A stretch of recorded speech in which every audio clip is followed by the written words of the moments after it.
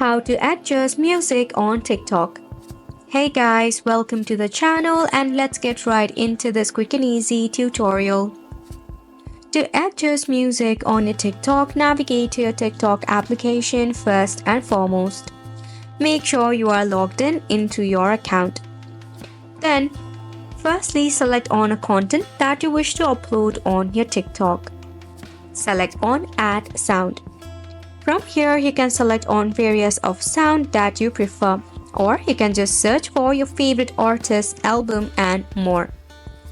For an example, I'll be selecting this particular one, then just click on the tick mark option. If you wish to edit this music, just tap on the music icon, then you will see the scissor icon, you need to tap on it. From here, you can easily adjust the music lyrics, that is the music lyric and the starting and the ending point. Then click on Done. Once you do so, you can tap on the split icon where you can select on the volume of the music. That is, just click on volume and select on the volume level.